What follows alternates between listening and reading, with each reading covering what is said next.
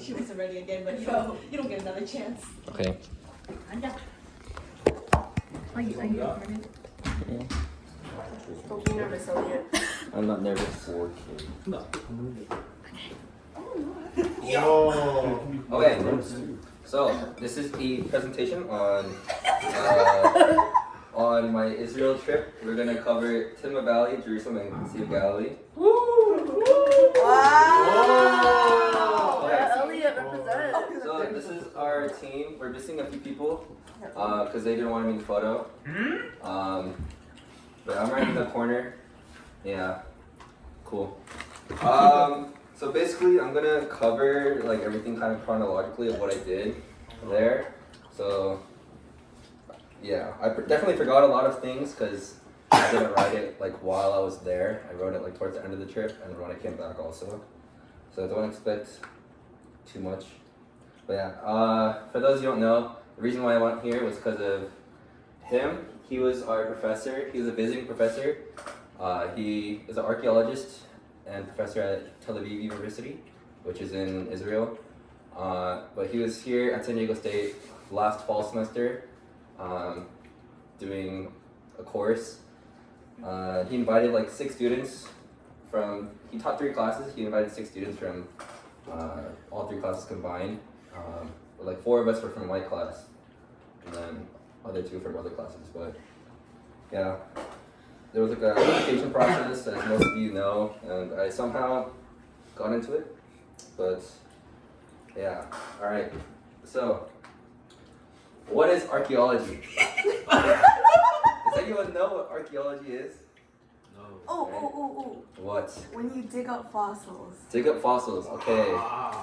Right. You're like 5% there. So basically, archaeology has 2 parts to it. It's surveys and excavations, right? So surveys, you can think about it like you walk around looking for stuff basically, and then the stuff that you find, you excavate later on. Does that make sense? What does excavate mean? So I'll get into it. Yeah. So surveying is generally like looking for potential sites to excavate in the future, right? And then surveying is like the bulk of what we did. Excavation we didn't do too much. But excavation is literally where they plot a square, like they put like sticks in the ground in a square, and they tie string around it, and then you just dig a hole in that square. Or it doesn't have to be a square, it could be a rectangle, it could be whatever shape, but normally it's a square. And then, but I'll get into both of them. So Timna Valley is all the way down here. Jerusalem is here. I know most of you guys don't know anything about geography or anything about anything. So Jerusalem is here. This is where, you guys have heard the name Jerusalem before. This is where everything was. Bethlehem. Sea of Galilee is up here. This is the Dead Sea. This is the Red Sea. And this is Egypt all over there. Okay.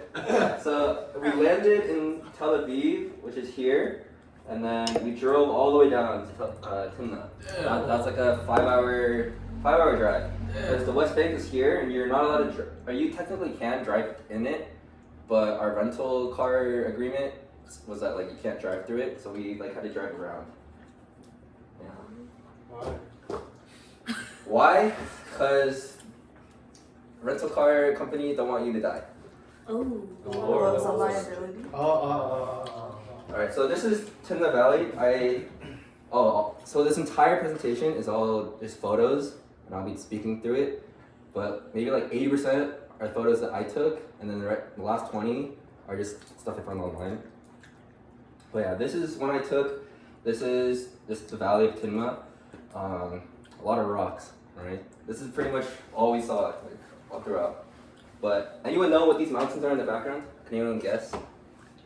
Mount Sinai. Not Mount Sinai. These are the Jordan Mountains. These are directly east. So if you look at the map, there's these mountains. The border is a natural border of mountains. This entire thing is a mountain range. Right? So there, it was really easy to tell like which is like north, east, west, and south. Right? So you have to like they made us like they quizzed us basically like, oh, where are we facing right now? And stuff like that. It was kind of, it was So okay. This camera angle is facing east. Yeah, Oh. very good. Wow. Very good. You want a cookie? Yeah, this is another picture. Sure. This is another landscape picture of just the surrounding valley. Alright, so in Timna, there's like a couple natural formations, right? So you have the mountains, you have like mountains surrounding it, right? And then inside the mountain, you have like ridges, like kind of like higher, like not plateaus, but like higher like ground, I guess. And then on the bottom, you have these things called wadis. Wadis are just like the riverbeds, right? You could kind of tell like there was definitely water that ran through here, right? But water in Timna, rain only falls like once every 5 years, Oh. and there's like every like 500 years there's like a huge flood, right? So to see all of these river formations, this is all throughout the valley. So to see that and how it's still there, it just shows like how well things are preserved here, right? Yeah, because of the climate also, it rains kind of decent amount like up north in like Jerusalem area, but down here in the Iowa Valley, there's like no rainfall, like barely any, right? So combine that with like winds and like the temperature. If you go into summer, it's like impossible to do anything. So they always do excavation field seasons in the winter time. They don't do anything in the summer, right? Even in like the olden days, right? Because Timna Valley is a copper mine, right? So even in the olden days, they would only go out in the winter time. They wouldn't be there year round. Right? But it's a national park, right? So there's a lot of tourists, and they make like bike trails and like hiking trails and stuff. So they kind of like ruin all of the archaeology going on there. So everyone is like, man, I hate tourists so much. Like, or they don't say those words exactly. They kind of cuss a lot, but yeah, they have a very deep passion for tourists. Yeah, I was at Timna for 2 weeks, and about like, I think I went out to survey like 8 times, which is like we wake up at like 7 a.m. and then we go out by like 8, and then we're out in the field from like 8 to like 3, just walking around the desert, like looking for potential sites, right? So, what is a potential site, right? So there's this book. This is a famous like archaeologist guy, but there's this quote that he has: 3 stones make a wall, right? So when you're out going surveying, if you see 3 stones in like in a pattern, like, oh, that could be something. Oh, that's where this quote comes from. And this is what we call a stone feature, right? It doesn't look like much, obviously, right? But over a couple of thousand years, you know, this whatever this building or thing was, it collapsed, right? But obviously this was something, right? Because there's tons of these features all around, right? Because these stones aren't natural to this area, right? So the main 2 like bedrock formations that they have in Timna is sandstone and limestone, right? But this is limestone, but the surrounding rocks are sandstone. So that means it's possible for natural sandstone to be found in this area, right? So that has to be brought in from somewhere, from a different part of the valley, right? And there's no logical reason for modern day people to just move a bunch of rocks and pile a bunch of dirt on them, right? And you can see through like the cracks, there's a bunch of sediment that's weaved into the rock, right? That's through like hundreds and thousands of years of wind, like pushing stuff over, you know? And Oh no. okay, surveying. Okay, I'm gonna talk about surveying now. Right. So surveying, in my opinion, was a lot more fun than excavation, because we were able to see a lot of. We were able to go around the valley a lot more by surveying. So we saw a lot of cool things. Anyone know what this is? Anyone guess?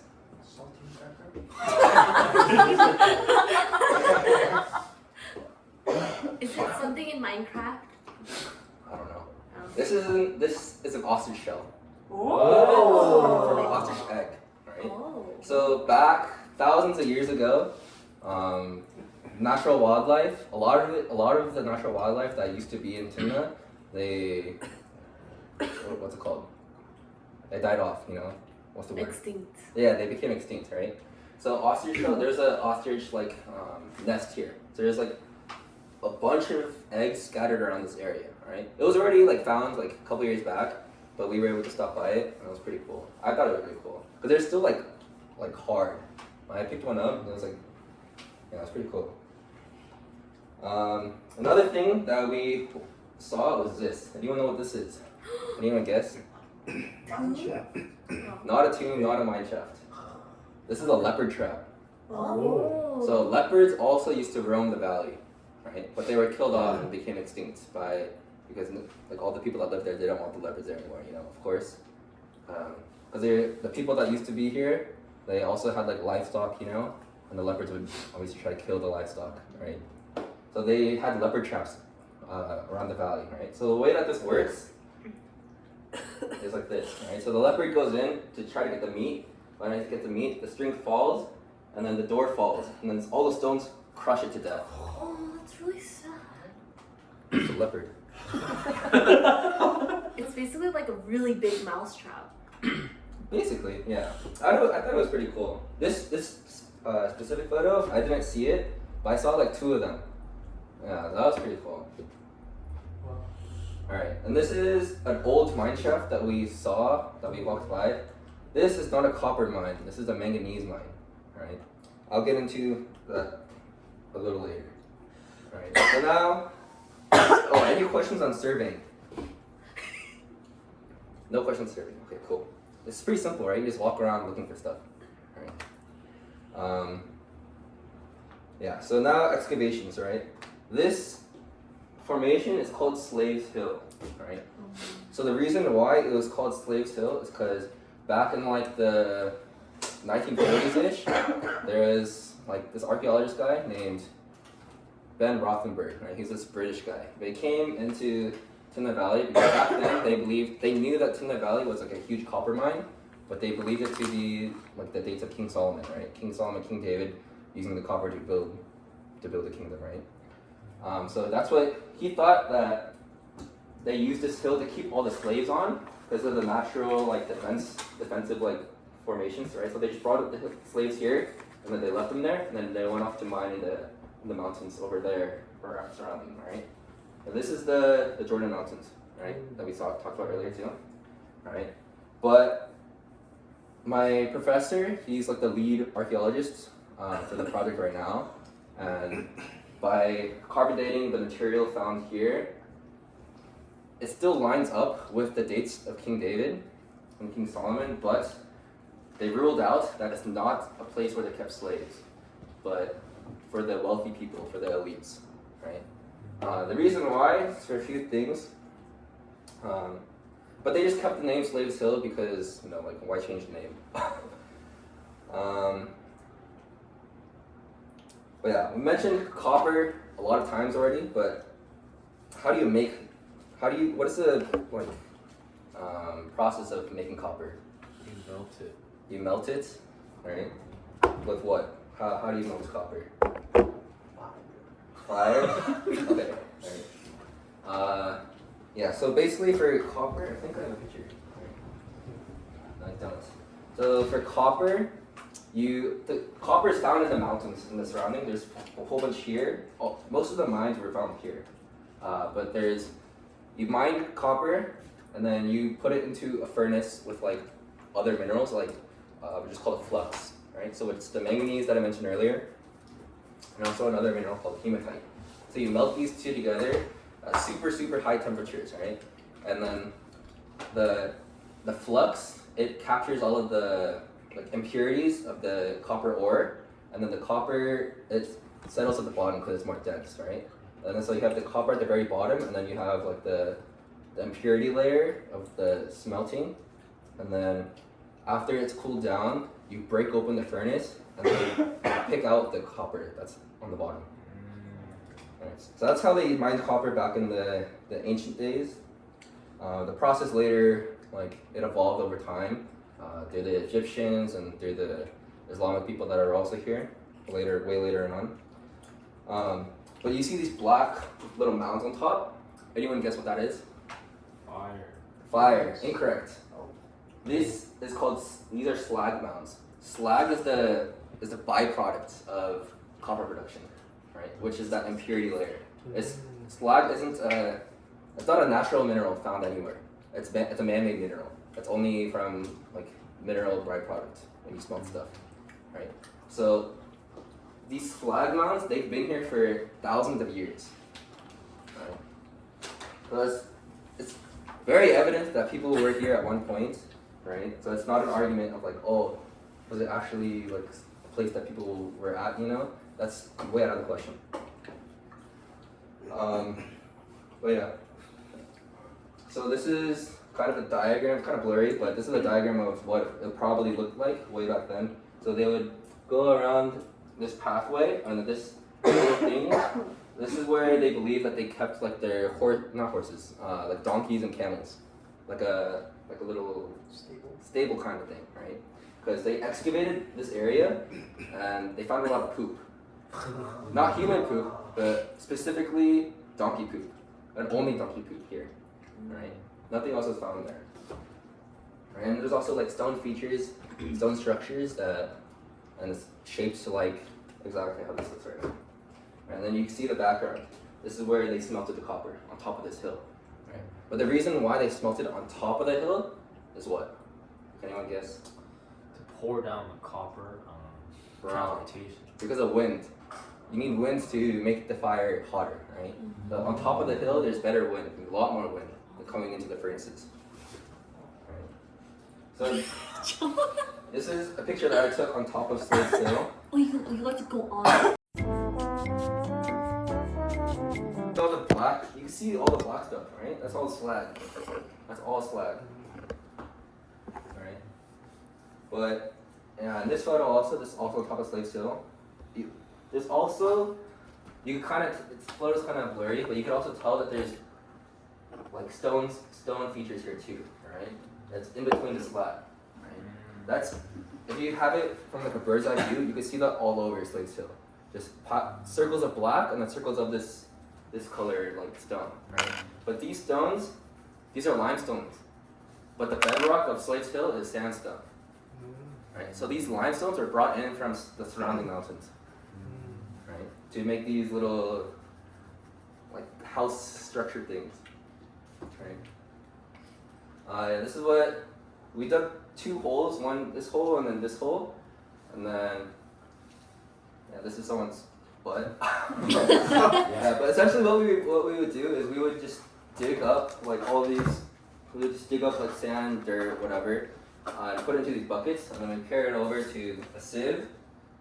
Oh, no, never mind. This is a previous excavation hole, also that was done previously on Slade's Hill. You can already see like these featured all throughout, right? And this is what we did. I didn't take a photo, so I just found one online. But this is essentially what we did, right? We just pour the buckets on top of here, and then we just sift it, and then we would, because it's like phosphoric organic material, if you touch it with your hands, then you like mess up, your hands are way too oily, right? So if you're like touching like charcoal and like seeds and stuff, the things that you touch, they'll like degrade, and like you can't test them for like carbonating and stuff, right? So you have to use like pliers. Right? But you sieve, and then you plial, I don't know, but yeah. Oh yeah. So what we found were a few things, right? Anyone know what these are? Not poop. Oh. Koguma? These are seeds. These are seeds. Okay. Anyone know what seeds these are? Coffee. Papaya. Coffee. Okay, think a little bit more like what existed at this time. Dates. These are date seeds, and these are grape seeds. Whoa. Wait, What? what? It's because they look huge. Yeah. Right. So grape seeds, like grapes are fruit, right? So the fruit goes bad, right? But there's no natural vineyards in the Timna Valley, or the surrounding area is called the Arava Valley, but it's a desert, right? It's impossible to grow a vineyard, right? So these vineyards are way up north, like up where Jerusalem is, up where the Sea of Galilee is, up nearby the Mediterranean Sea, right? And they didn't have cars back then, so that journey was a lot more than a 5-hour drive, right? So they didn't bring them here. They didn't bring them down here to Timna to eat, but they made wine out of the grapes, right? And the byproduct of wine is pumice, right? The little mush, whatever, and they use the pumice as feed for their livestock to eat, right? And this is another thing we found. I posted on my Instagram story, but this is a fish bone, right? Fish bone that we found on top of Slaves Hill in that little square, right? And these fish are only found in the Mediterranean, right? So they had to bring down. This is another reason why they believe that it wasn't peasants that were on top of Slaves Hill, but the wealthy elites, right? Because why would they have access to wine? Why would they have access to fish, you know? And anyone know what these two things are? Rocks. Not rocks. Clay. Clay, ceramics. These are ceramic pieces that we found. These are pretty big chunks too. Right? You could tell, especially on this one here, this marking. Right, but I remember this one is a pottery piece from Saudi Arabia, which is east, past the Jordan. Another thing we found. This is fabric, alright? These are fabrics found on top of Slaves Hill, not found this year, but in previous years. Alright, so this is red fabric found from Egypt. And this is purple dye, right? Or purple fabric, right? But fabric back then, everyone knows that it was like a very complex and like a big thing, right? Not for little peasants, right? For the elite. But the reason why is because what the material that the dye is made from. So for red dye, they use like plants' roots, and they use that to dye. But the reason why purple dye, everyone knows that purple dye is for like royalty, right? For the elite of the elite, right? Difference between these two dyes is because these are from sea snails, from Mediterranean Sea, and there's not too many of them. So the rarity of it adds to the value of it. Okay, that covers surveys and excavations, but my real opinion on excavations is that I think they was very boring. Because you're just sitting there digging the same hole for like 3 hours, and there's not much, like after the first 5 minutes, okay, the first like 10 minutes was really cool and really fun and really interesting, you know? And you're like learning so much and they're like feeding you so much information, and you're seeing all this like this cool stuff like, whoa, I'm finding seeds, I'm finding poop, I'm finding charcoal, I'm finding beads, ceramics, you know? But after that, like, oh yay, more seeds, more this, you know? It got kind of boring really quickly. That was my opinion. A lot of others shared the same opinion. But the reason why we were excavating here though is because as students, my professor, he wanted us to have the opportunity to learn about excavations, you know. They had no real like need to excavate, but they just wanted to show us like what it was like. Right? So that's why it was kind of boring, because the research question for excavating here was, can we find like phosphoric organic material? And that was answered in like, the first 5 minutes. Right? And then we were rotating in teams. There are 3 teams, and then we rotated every 2 days, right? So we were excavating for like almost a week on top. But there was no real need after like the first day, because the research question was already answered, right? That's why it was boring, at least for me.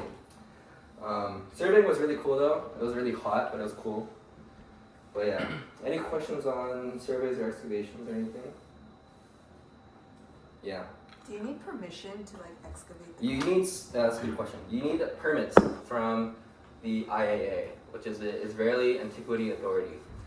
So you need, these permits are like crazy expensive. I have no idea how expensive they are, but I just heard that they were crazy expensive. I'm assuming like close to $1 million. Because it's Israel. Israel is like the place to be an archaeologist, right? Because of everything going on in Israel, you know. So that's why the permits are so expensive, right? But you need permits to survey and to excavate, right? Not just here, but like all throughout Israel. If you want to survey or if you want to be an archaeologist, you need to get a permit in order to do your work. Yeah. They make money, man. Yeah, let me go. Okay, now going on to other cool things that I saw and did at Timna. So this feature here is called Solomon's Pillars, right? Now, back like almost 100 years ago, they believed that there was strong conviction that this was a place where King Solomon, King David was, right? That was the original argument. And so that's why, like, oh, this thing was made by King Solomon. It was 100 years ago, you know, what do they know, right? But this is not a man-made, like, feature. This is just through erosion, winds, and, you know. But it looks pretty cool, though, right? There's a lot of tourists go here. But at Timna, or at Solomon's Pillars, the reason why this is one of the highlight spots for tourists. The reason why is because of this. This is a temple for the Egyptian goddess Hathor. Right. So I don't know if I have an extra picture. Yeah, I don't. So this is a temple or an altar, right? It's pretty small, right? That's because the Egyptians would send their miners here to mine copper before the time of King David, right? Before the time of King David, Egypt was like the primary like empire at the time, right? So they would send miners here, and the miners here would build a little altar for their mining goddess Hathor, and then this is the altar here, and then there's some random other junk there.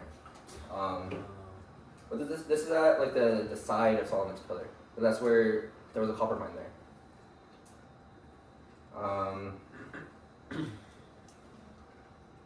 Yeah, this is during the time of King Ramses II. Right, you've heard that name before? Yeah. Right. So the front of Solomon's Pillars, the first photo, is on this side, on like behind here. This is the back end of it. Right. So you could see like stairs that go around. You could go up and through, right? And so we did, and then on the top, it found this wall. Anyone know what's cool about this wall? It's colored. It's colored wrong. If you look very Watermarks. If you look very closely, right about here, can you see this? Oh. That's an inscription. Oh. This is King Ramses. There's an inscription of King Ramses, and then this is the mining goddess Hathor. This has been here for thousands of years. Oh, that's really wow. It's still there. Yeah. Wow. Right. But if you go back to the old photo, it's way up here. This is about like we were standing like here, and that's all the way up there. It was like higher than this, way higher than the ceiling, where the inscription was, right? So there was a question asked: how did they get up there? How did they make that inscription from way up there, right? And then so this one guy was like, oh, they just have like ancient ladders or something, you know? Well, that's wrong. The original landscape of this area when the Egyptians were here, this was ground level for them, where that inscription was made, right? But the fact that it's like over like 20, 30 feet higher than where I'm standing right now, that's where the inscription was, right? They didn't really give us the answer that they gave us is like as to why the landscape changed so much was because just through thousands of years, you know, because in Israel this is standing on a fault line, right? So the tectonic plates, right? This is right on top of it, right? Mm-hmm. So the earth shifts a lot with earthquakes. There's a lot of earthquakes that happen in the area. Right? But another thing was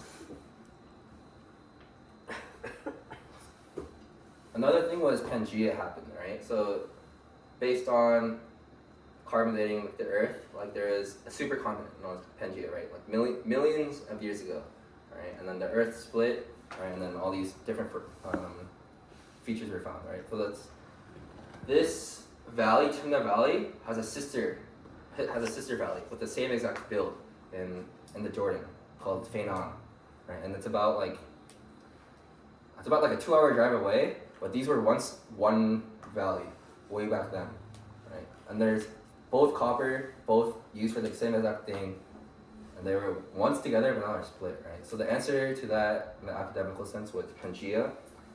But my personal theory for all of the landscape change and all of the other wild stuff is also because when we were surveying, I found this. Ooh. Alright, I'll pass it around. Pass it off his back. It's an ancient seashell. Oh. That's from like the Bronze Age. This is LeBron James. Like it's dated even before the Bronze Age. Found it while we were surveying. Right. But how is a seashell found just randomly in the valley of Timna?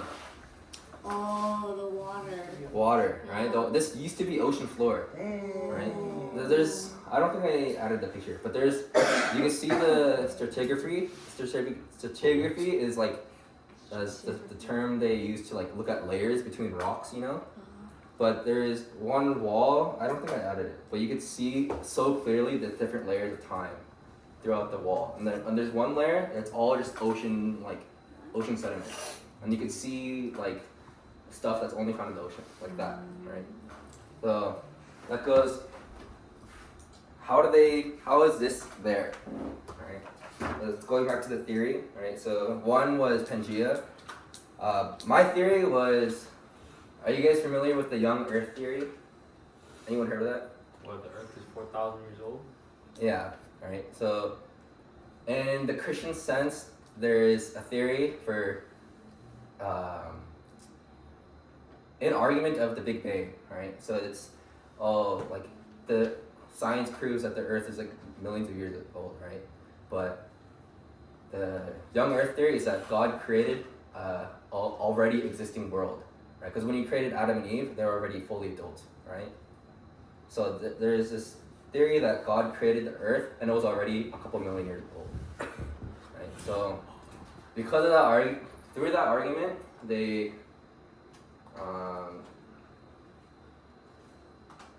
because science saying the earth is more than 4.5 billion years old, but the Bible says it's only like 6,000 years old, right? So that's one of the reasons why I think this was been able to found. Another reason I have, or theory that I have, is through Noah's flood. I'm assuming, this is my opinion though. I have no idea what they think. But my opinion is most likely Noah's flood, right? Because even that kind of explains also like that this was once ocean floor too. You know, even if it wasn't Pangaea, then it must have been this. Is my theory. But yeah, back to other cool stuff at Timna. This Pangaea, young Earth theory, and Noah's flood. Skip that. Alright, this, anyone know what this is? This is a copper mine. Right? You see this blue streak? This is copper. This is what copper looks like when it's exposed to oxygen. It turns into like a blue, like shade tint thing. Right, this is a copper vein, right? This is the mine shaft. You see these little things? So they would go down the hole and they would put their feet and hands through these holes as they go down, as like a natural ladder formation thing. And it goes down. You know, you guys play Minecraft, right? You go down and then you build straight out afterwards. You know, that's what they did. Strip mining. Yeah, strip mining, exactly. That's what they did. That's literally what they did. Minecraft. That's literally what they did. They would go down, and then they would strip mine, like all throughout. We didn't go down because it was closed off. But there was one mine that you could kind of go through because it was pretty shallow. But it was pretty hard to go through. But I did it. I didn't take a video though. Wait, like how wide is that hole?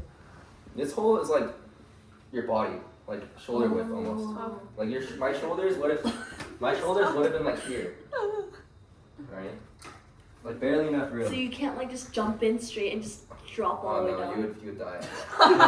No, but like it's not possible because the hole's not big enough. I mean, you still have room for yourself to go down, yeah. But also back then, another point is that they used children to mine as well, because these places are really tight. But back then, like child labor wasn't a thing. It was natural. Right? This is thousands of years ago. Right? There's no such thing as jobs. There's no such thing as They just did what they were told by their king or queen or whatever. So children were tools of the kingdom, right? But they weren't. They didn't have school and stuff like that, right? So they just did whatever their family did, which is mine in this case, right? Because especially in mining, it's a lot of tight, cramped spaces, right?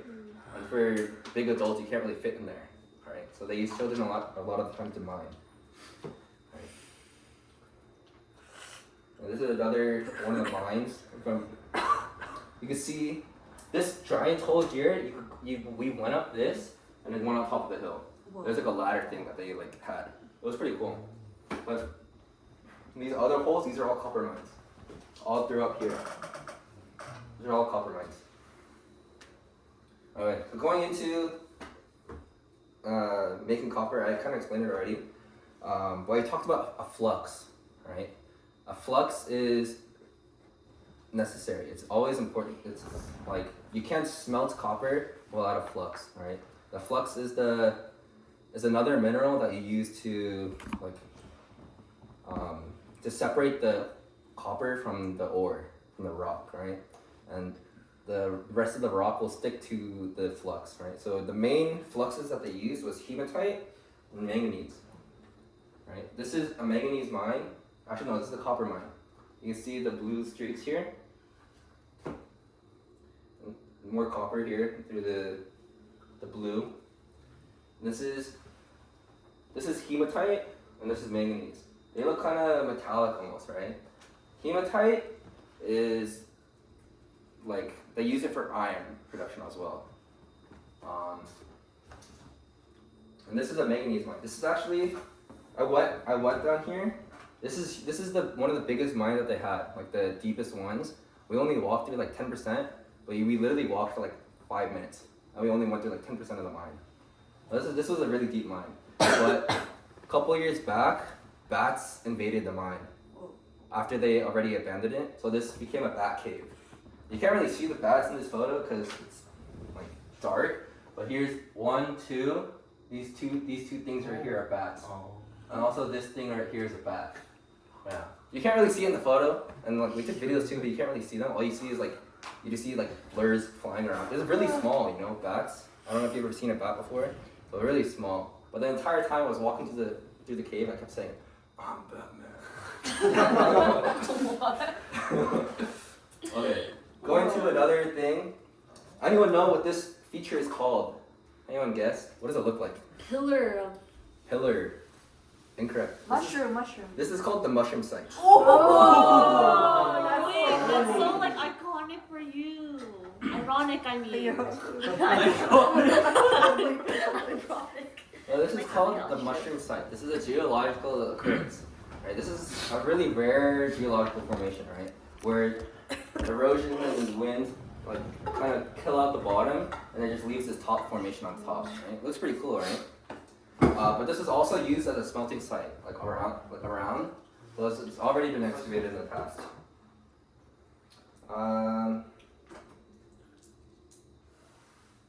Yeah. All right. Going to the tabernacle. All right. So there is a reconstruction of the tabernacle at Timnah. This is the only reconstruction that's built in Israel. But as you already know, the tabernacle doesn't exist anymore. And same with the Ark of the Covenant. The Ark of the Covenant is the thing inside the Holy of Holies, which is in the deepest inner room. I'll explain it again. But that was lost throughout the Crusaders period, right? So they built a reconstruction, exact replica, according to the Bible. So you walk through this tabernacle, for those of you who don't know, this was the thing when Moses freed the Israelites out of Egypt, and then they wandered the desert for 40 years, right? And then they had God's presence with them, right? This was done with this.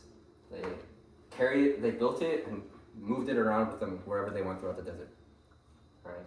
And this is where God's presence was, right? This was a burning thing, and I have no idea what that is. Right, this is the picture I took, and then you go inside under under this thingy, the tarp, whatever. You see this, right? You see a mannequin priest, and then you see the candle stuff, and then this is like bread and like wine. And then you, after you walk through this thing, if you know the story, this is where only the high priest goes into, right? And the high priest would have rope around their waist in case they die, right? Because if they go through here, if they're deemed not holy enough or whatever, then they die by God's presence, right? But since this is a reconstruction, I was allowed to go in. Yeah. Right. And I went in, and this is the recreation of the Ark of the Covenant. Wow. Right. Yeah. Pretty cool, right? Okay, down to the last thing at Timna. That is the database, right? So essentially what the database is we were with a team of staff, right? A team of staff that have been at Timna since like 2014, right? This is the newest and most current team, the only team that's at Timna doing excavations. There's been projects in the past before 2014, but the same team has been there since 2014, and they started this wiki-based data page thing. This is for like the vision behind it is for like the legacy and the future of Timna, right?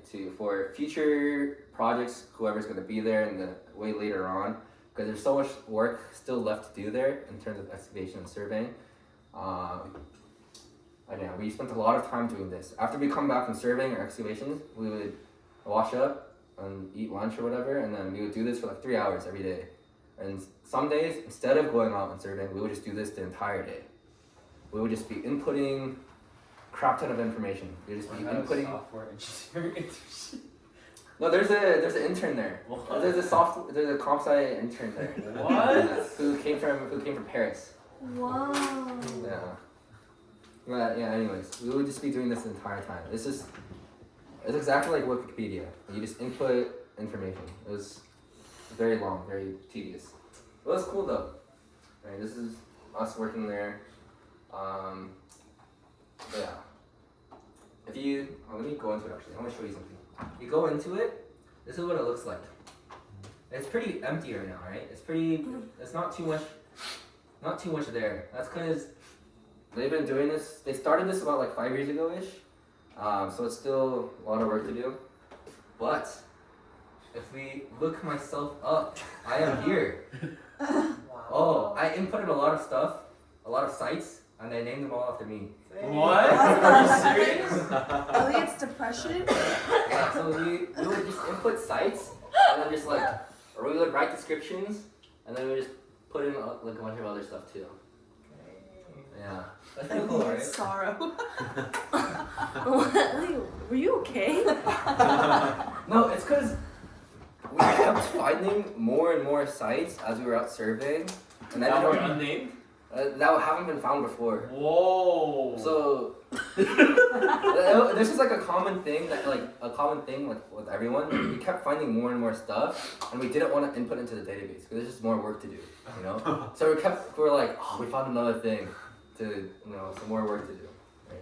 Did you ever like find something but like put it back because you didn't want to put it in the database? I didn't, not like. No, I always like, oh, there's something over there, but I think we should go that way. Yeah. But this is my page. I am listed as a volunteer, and it shows what field season I was in and stuff. Yeah. Pretty cool, right? Where's all your values, bro? Huh? Elliot's property, bro. Okay.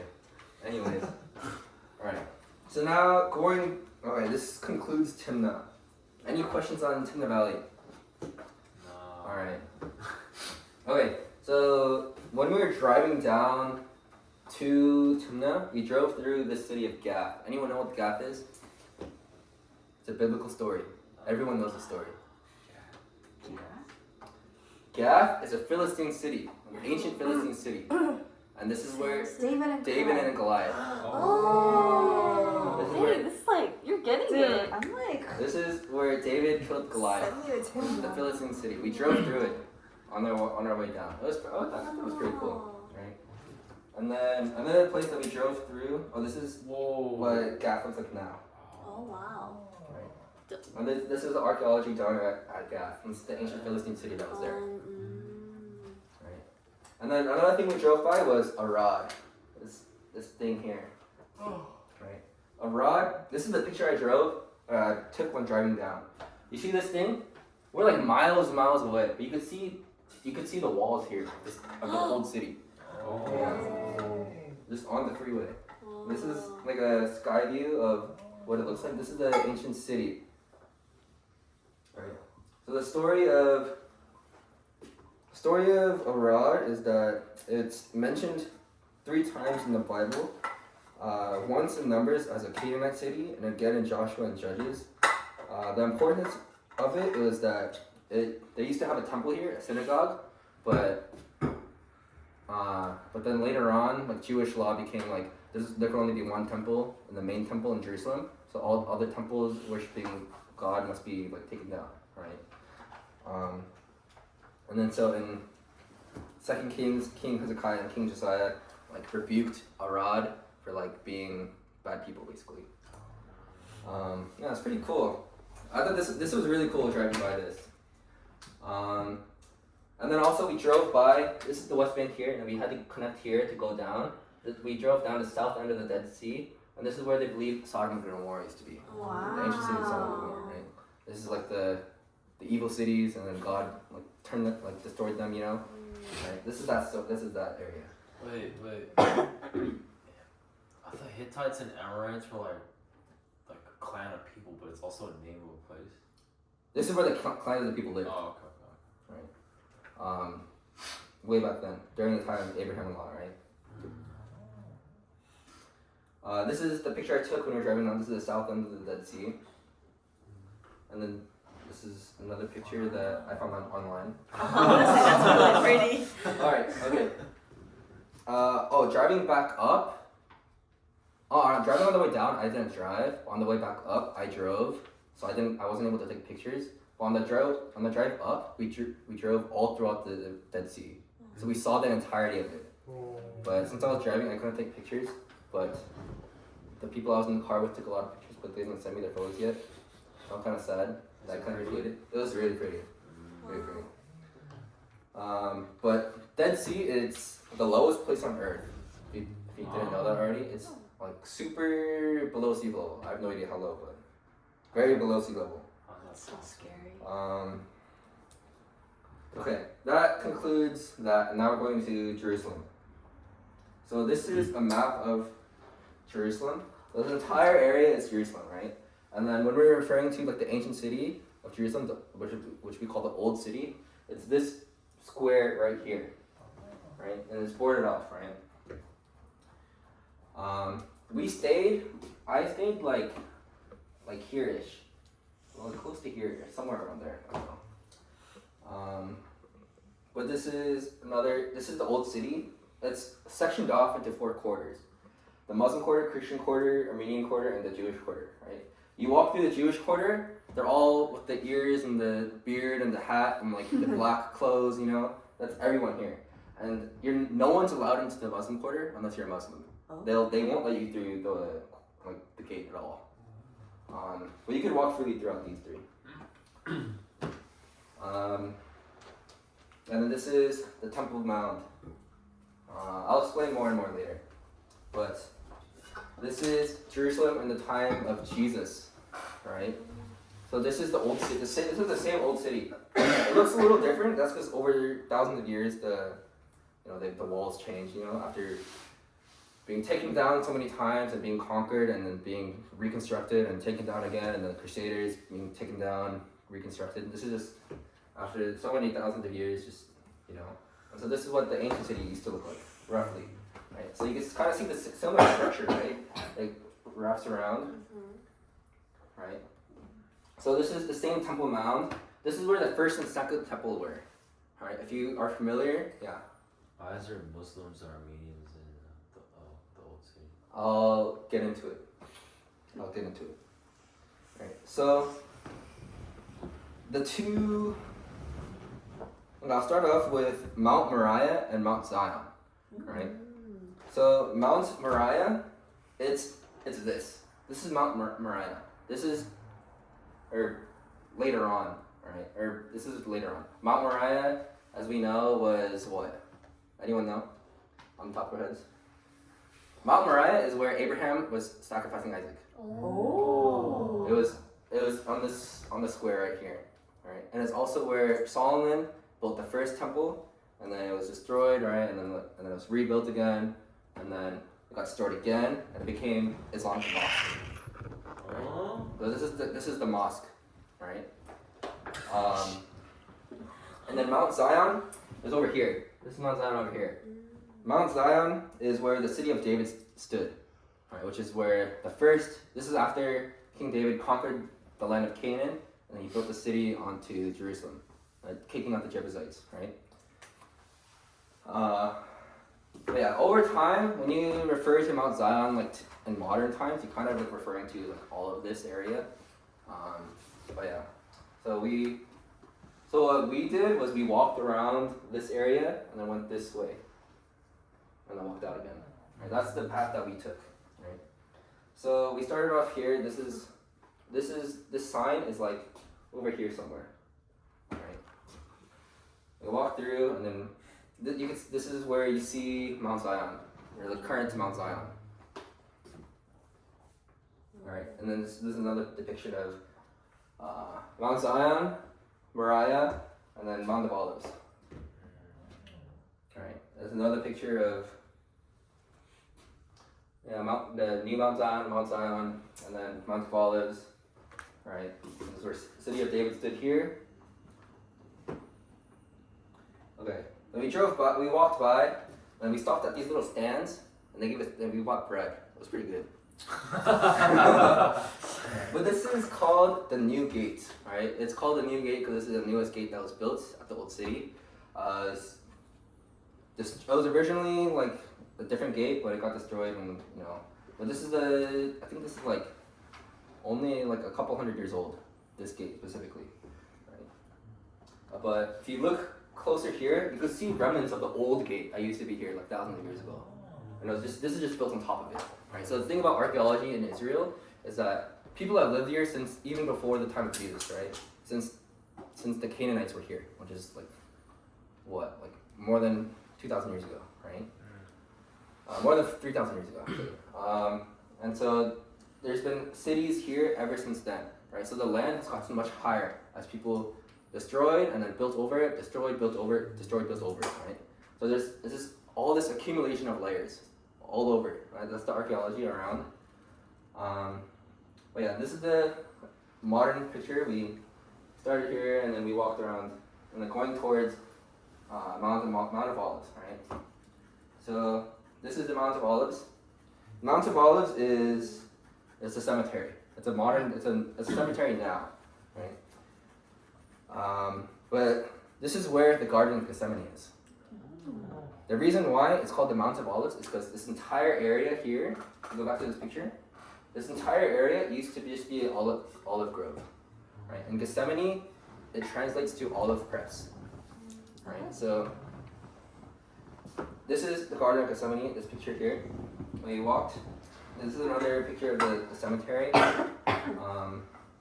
This is a church right next to the cemetery, but this is the Garden of Gethsemane, the current modern Garden of Gethsemane. But the old whatever Jesus prayed, it could be anywhere in this valley specifically, right? Because so much time has passed, it's hard to tell which exact place, because this entire place would be covered with olives, right? But this is the only current olive garden there, so they labeled it as Garden of Gethsemane. Right. That's still really cool. We weren't allowed in it, but yeah. This is a little plaque that was there. This is the prayer that Jesus prayed, right, in the Garden of Gethsemane, right, in different languages.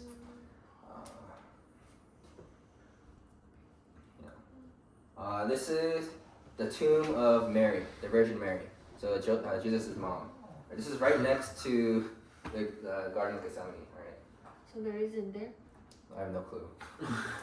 But this is the Catholic thing. Oh. So in Catholic belief, at least for Catholic, there's Catholics all throughout Israel, or at least in Jerusalem. But there is a lot of different Catholic sects, right?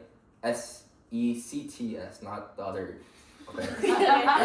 Just making sure you guys understand that, right? So there's a lot of different Catholic sects, right? There's the Armenians, there's the Orthodox, Russian Orthodox, Spanish Orthodox, and there's Ethiopian Orthodox, and there's like a whole bunch of different like Catholic. There's a whole bunch of different like types of Catholics, I guess, right?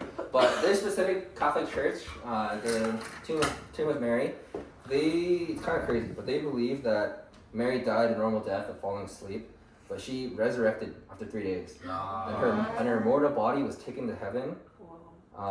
It's kind of crazy, right? Kind of, you know. Like Catholics believe that? At least this specific Catholic sect. I have no idea if all Catholics do, but at least this one did. Which sect is this? I have no idea. Oh. But there's a lot of different Marys in the Bible, right? Mary Magdalene and Mother Mary are not the same person, just so you guys don't get confused. I'll talk about Mary Magdalene a little later. But this is where Mother Mary was. And this is inside the tomb. I didn't go in, this is very far. Well, that's like so Catholic. Yeah, very Catholic. Yeah. A lot of the stuff in the Old City is all Catholic stuff. But this is another picture of Mount of Olives, right? The reason why there's a cemetery here is, well, first of all, there's over 150,000 graves here, right? Which is a lot of graves, right? But the reason why is because in Book of Zechariah, it says, in the end days, Yahweh will stand on the top of Mount of Olives, and the mountain will split in half, right? And then once the mountain split in half, the second coming of Jesus will come. Right? From the Mount of Olives, he'll stand through the valley. He'll walk through the valley, right? And this is where the Jews believe that when the Messiah comes, when the Savior comes, that these are the first people that will resurrect, right? Because they're the closest to where the second coming of Jesus is going to be. Right? That's kind of the thought of it. That's why there's so many graves here, because they all wanna be buried here. Right? And this is, you can see back in the background, this is the Temple Mountain, the current Islamic mosque. This stands on top of the first and second temple. Right? Yeah, we walked through this area. We walked this way and into this little path. Right? So on the path, there's this. This is Absalom's tomb. Anyone know who Absalom is? King, yes, you're almost there. This is King David's son. Oh. Absalom is King David's son, and he was like trying to like throw a coup, I guess, and he wanted to like overthrow his father, and then King David he didn't want to fight him, so he ran away for a bit. But when he was coming back, he got caught in a tree or something. I don't know. Yeah. And died? Something I don't really know. I didn't really pay attention to it. But this is apparently his tomb, right? But you see this hole. This is grave robbers. Oh. Grave robbers came in and took this thing. And even behind here, this is another tomb. Behind here, this gate, that's a tomb as well. No idea. Yeah. But the thing about the Mount of Olives is that you see down here, these are all tombs. But there's houses built on top. Right? Oh. Or it looks like the houses from Coco. Okay.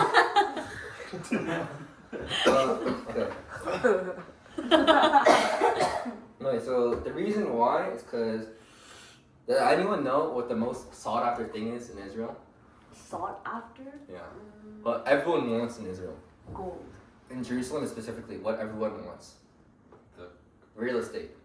You want land. Land is the most sought after thing here. Alright? Because it's the Holy Land, right? Everyone wants a piece of it, right? And there's like this thing, like, for the Muslims and the Catholics, they're like the two, like, the Muslim, Catholics, and Jews are like the three, like, biggest, like, parties in the Old City. And, like, if you sell land to the other, like, whoever sells that land, like, because each house owns, like, the land, right? Each family owns, like, a piece of the house, right? And if one family sells to a different party, like, let's say a Muslim family sells their house to a Catholic family, right? then that the Muslim community will kick that Muslim family out because Dang. they're like, you cannot give our land away, you know, right? Because they're all trying to take control over the land, right? But the reason why there's houses on top of these graves here is because after so much time passes, there's just no room to fit people in, right? So construction has to happen somewhere, right? So they just built on top of the graves, because these graves are like more than 1,000 years old. These openings didn't show; these were excavated, right? So originally this land was covered, right? And they just built houses on top. But there's the story of one of these houses. Their living room was a tomb. Their living room was a Roman tomb, and then so. That's scary. Yeah. But if you notice, these houses are very poor looking. This area of houses, this neighborhood, whoever lives in these neighborhoods, they're very impoverished. Right? They get no funding to this neighborhood. But that's because in East Jerusalem, it's a very touchy and sensitive area. Politically, academically, religiously, just because, like I said earlier, right? Because the Muslims, the Jews, the Catholics, right? There's whoever like supports the other, like you get looked down upon like crazy. I didn't know there was a history of Muslims in Israel. Oh, going back, yeah, actually that's the point. Going back to the Mount of Olives, right? Muslims believe that Mount of Olives is where Muhammad went to heaven. Where Muhammad, he rode a flying donkey and went up to heaven. Donkey? That's what the Muslims believe. Driving donkey from Shrek.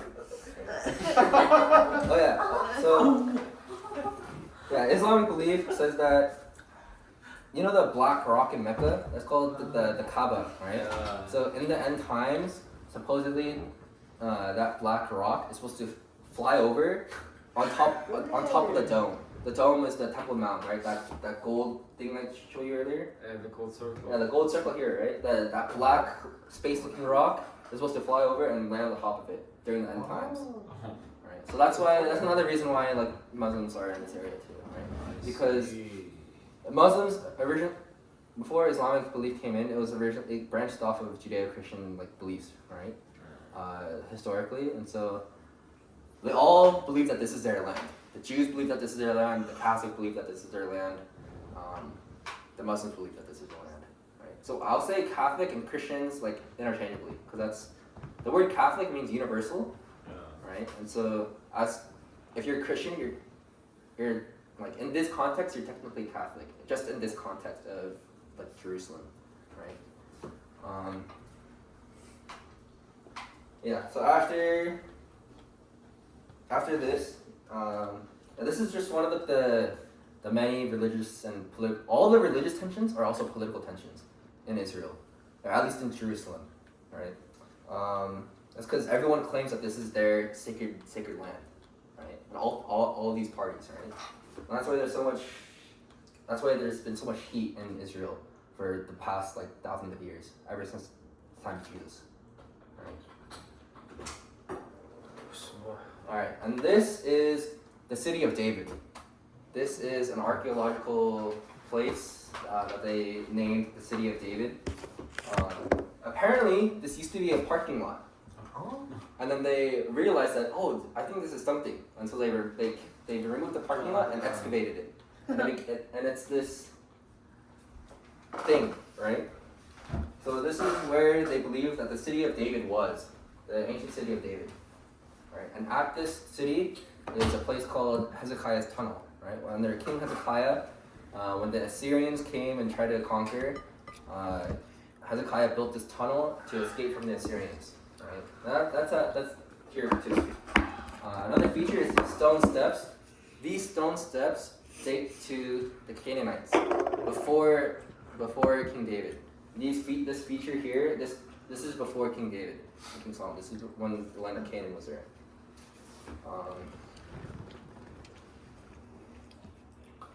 Yeah. All right, going into this is the tunnel. That's the one the tunnel leads to. This is another picture of the tunnel. All right. BiblePlaces.com. Yeah. This is called the Ophel, Ophl. This is like the outer courtyard of the old city or of the city of David. All right, so this is where all the houses and stuff were. All right. And in the background, you see here, this is the Islamic wall, right, guarding the Temple Mount. But you can see in the building here, even here, right, the difference in the geography, right. So these walls here are much older than the walls up here, right, because this is part of the old temple, and these are part of the new temple, right. And this is another picture that I took. Alright, okay, going back to the old city, right? This is another picture. So we walked through here, right? And this is Garden of Gethsemane and Mount of Olives, and we walked through here. We saw the Ophel, and the city of David is about here. And we walked into here. This is going into the western wall here. Okay? This is the Temple Mound. This is where the first temple King Solomon built and got destroyed by Babylonians, and then the second temple was built again, and then destroyed by the Assyrians, and then again during this Crusader period and all that, and then the Islamic people took over, right? So it's literally built on top of it, right? So this is the Western Wall. When we say Western Wall, this is the western remnants of the temple, right? Like literally speaking, right? But it's not the actual temple. This isn't the wall of the actual temple, because that would mean the temple is like right here, right? This is the wall surrounding the temple, right? So this is where all the Jews go to pray. It's segregated, women and men, all right? You go in, you must wear a hat or that little thing on their head, right? That black circle. If you, as a Jew, if you wear that, that means that you dedicated your life to learning.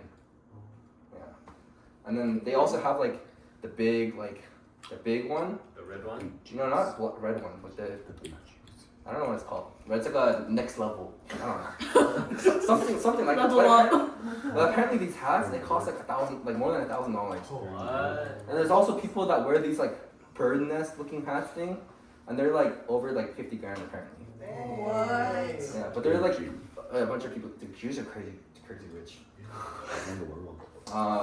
But we went through here, and you can see this is the mosque, right? This is where the first and second temple laid. Right. So this is the picture I took. I touched the wall. People go here and pray, right? They touch their heads or their hand or whatever.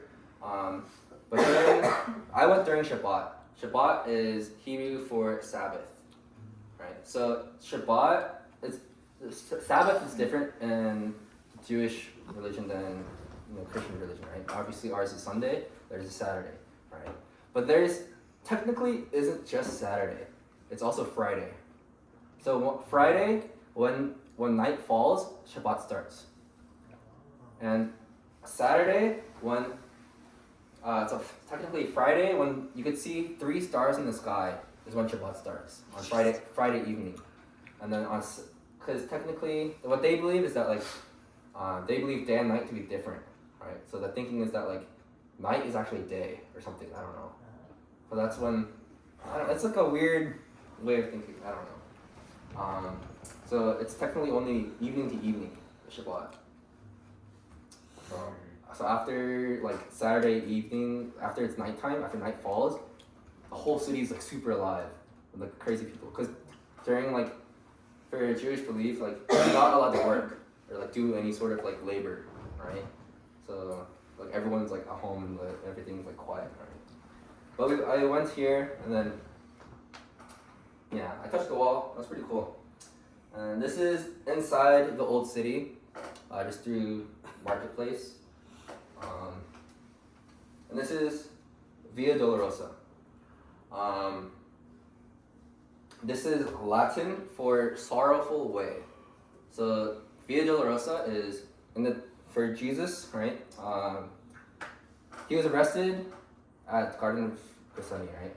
And then what they call Via Dolorosa is the path that he took to where he was crucified. So this is the road where he carried his cross. You saw the Passion of Christ, right? So this is the road that he took, the path, right? All throughout, because he walked all throughout the city, and then onto Calvary, Golgotha, right? Which is where he was crucified, right? So, and throughout his walk, he was, You guys know the story. He was spat on, whipped, and all this crazy stuff. But this is what they call Via Dolorosa. There's a little image here. It's split into like 12 stations, what they call it. This is 5, right? As you see the feed. This is the 5th station. So they station. They mean like barking, I guess. I don't know. But at the 12th station is where Jesus was crucified. Did you walk through the entire Via de la Rosa? No, because this is the Via Dolorosa. This is only like the modern day. Because the current old one also goes through the Muslim sect, but you can't go through the Muslim sect. So they branched off. Okay, so Via Dolorosa, it leads up to the Church of the Holy Sepulchre. Right? This is the Church of the Holy Sepulchre. This is the entranceway. There's some construction going on here. Right? But I don't know if you guys heard this, but like 10 years ago, you see this ladder here? Oh yeah. You know what I'm talking about? Okay. Yeah. So this ladder here, this is a pretty famous story. So the Church of the Holy Sepulchre, it has 6 owners, and these 6 owners are 6 different Catholic sects: the Armenians, the Ethiopians, the Russians, and then 3 others I forget. But they all own this church equally, right? Because this is where Jesus was crucified and was buried. So that means that they all have to agree on decisions. They all have to agree on what gets made, right? So there's a lot of reconstruction and construction done here. So this ladder was left here, right? But none of the churches can agree on how to take the ladder down or when to put the ladder away and all this. So this ladder has been here for more than 60 years. Yeah. 60? I think 60, right? It's been something like 60 years. This ladder's just been sitting there, because none of the churches can agree. So it's kind of like a funny little thing, right? So you walk inside. You can see the open door here. So you walk inside there, and right as you walk in, you see the stone of anointing. This is where Jesus was laid on after he was crucified. When they put him down, they laid him on a stone, and he was anointed with oils and incense and myrrh and all that, And then this is where everyone goes to pray and stuff. I put my hand on it. It was really smooth. Are those Muslim women? Cute. Huh? Are those Muslim women? No, these are Catholic. These are all Catholics. No, I'm just wondering. These are all Catholics. This is right above the stone of anointing, right? So this is a, what is it called? Mosaic. This is a mosaic of how Jesus was crucified and stuff, right? So you start from here, take him off the cross, put on the stone, and then put into the tomb, right? This is the artwork on the wall, right? You guys know what this is? Abraham and Isaac, right? So all the ceilings depict all of the Old Testament. Oh. This is all real. This is all real gold. Oh. Gold? Yeah. Whoa. Yeah. Oh. Jesus. So right under this, I think I have another picture, but this is where the crucifixion happened. This is where they believe that Jesus was crucified. Like you can't really see it here. I think I have another picture here. Wait, like Golgotha? Yeah. This is a map of the church, right? So originally this wasn't the church way back then, right? They built a church on the. They built a hill. They built a church on top, right? This is what the land looked like before, right? Because back in the ancient time, right? Calvary, because Jesus was labeled as a like the worst criminal, right, by the Romans, right? And so in Jewish custom, you're not allowed to bury anyone inside the city. So he was crucified and buried outside the city. So this is technically outside the old city. This is the rock, and then this is the tomb. They built the church on top, right? This is the tomb, or where the tomb was, or the tomb is. There's a fat line to go in.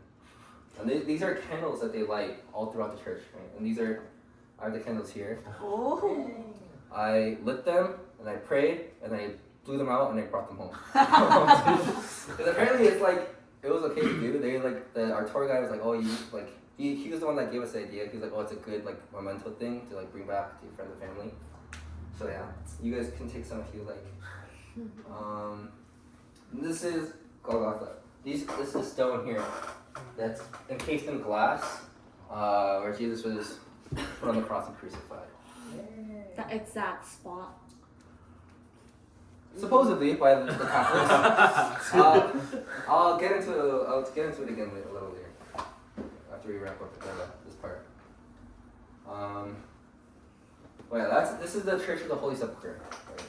So the reason why I say supposedly is because a lot of what is going on in the old city, they use a lot of it to gain like status. Right? So there is a good possibility that this is the exact rock, right? And all these things that we saw were the exact things, right? But there's never for certain, right? So, and it's also too Catholic for me, so yeah, you could just look at it, you know. But it was still really cool though. And then after that, oh yeah, okay, so yeah. Yeah, so that wraps up Jerusalem, I think, right? Yeah, that wraps up Jerusalem. So after Jerusalem, we went up to Sea of Galilee, which is up here, right? We weren't allowed to drive through the West Bank, so we drove around, right? It's about like 3-hour drive. Went up to the Sea of Galilee. This is where most of Jesus' ministry was, right? So we went up to the Sea of Galilee. I don't know if you can recognize a lot of these cities. This is the city of most of the disciples. This is where 5 of the disciples lived in Capernaum. Magdala is where Mary Magdalene was from. And Cana is where the wedding was, where Jesus turned water to wine. Oh. And then Nazareth is, you see breath right here. Right. But back then, this entire area, surrounding area, was called Galilee. Right? So when Jesus is also referred to as a man from Galilee, not just Nazareth. Because Nazareth is technically inside Galilee. They're saying like, oh, like from San Diego, but they're from Cali. Sure. Sure. So we started our trip in Chorazin, which is right here. Chorazin is up here. This is a ancient city, Jewish city. Right? There's a synagogue here. This is the ancient synagogue here, the Jewish synagogue. And then you can see a lot of cool stuff here.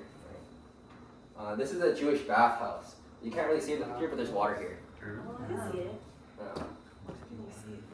Alright, and then right next to Chorazin here, right, like here-ish is where the Mount of Beatitudes is. Oh. Mount of what? Mount of Beatitudes. So Oh, Beatitudes. they turned it into like into a monastery, Catholic monastery. Is it Among Us? This is the Beatitudes.